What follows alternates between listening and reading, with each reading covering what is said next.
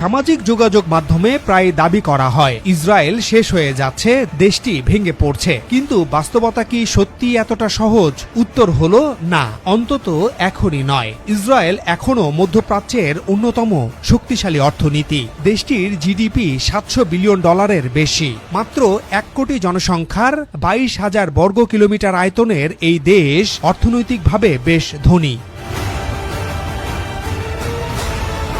দেশটির প্রযুক্তি খাত বিশ্বসেরা উদ্ভাবনী কেন্দ্রগুলোর একটি। সামরিক শক্তিতে ইসরায়েল অত্যন্ত আধুনিক, আর যুক্তরাষ্ট্রের শক্তিশালী রাজনৈতিক ও সামরিক সমর্থন এখনও বহাল আছে এই দেশটির ওপর। তাই ইসরায়েল আগামীকালই ভেঙে পড়বে এমন দাবি তথ্যসম্মত নয়। दिल को दिल से कुछ है कहना, दिल से अब ना दूर रहना, दिल की बस यही गुजारिश है।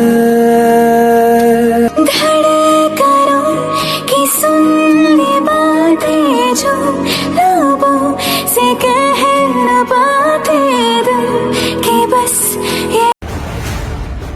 কিন্তু এটাও সত্য, রাষ্ট্র ভেঙে পড়া সবসময় ট্যাঙ্ক বা বোমার আঘাতে হয় না। অনেক সময় একটি রাষ্ট্র ধীরে ধীরে দুর্বল হয় যখন তার নাগরিকদের একটি অংশ ভবিষ্যতের উপর আস্থা হারাতে শুরু করে। যুদ্ধ দীর্ঘায়িত হয়, রাজনৈতিক বিভাজন বাড়ে, দক্ষ তরুণেরা বিদেশে স্থায়ী হওয়ার সিদ্ধান্ত নেয়, জন্ম নেয় সামাজিক বৈষম্য ও আস্থার সংকট। আর তখনই রাষ্ট্র বাইরে থেকে শক্তিশালী দেখালেও ভেতরে ভেতরে চাপ জমতে থাকে।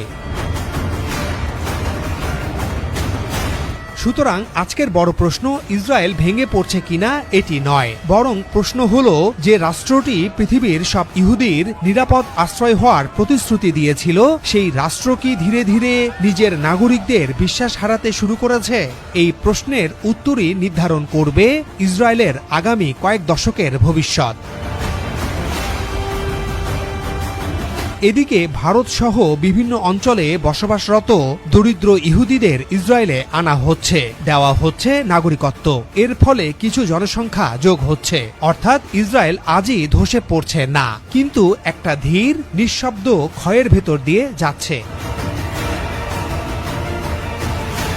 70 বছর আগে ইসরায়েল প্রতিষ্ঠিত হয়েছিল একটা প্রতিশ্রুতি নিয়ে, পৃথিবীর যে প্রান্তেই ইহুদিরা থাকুক না কেন তাদের জন্য একটা নিরাপদ স্থায়ী ঘর থাকবে।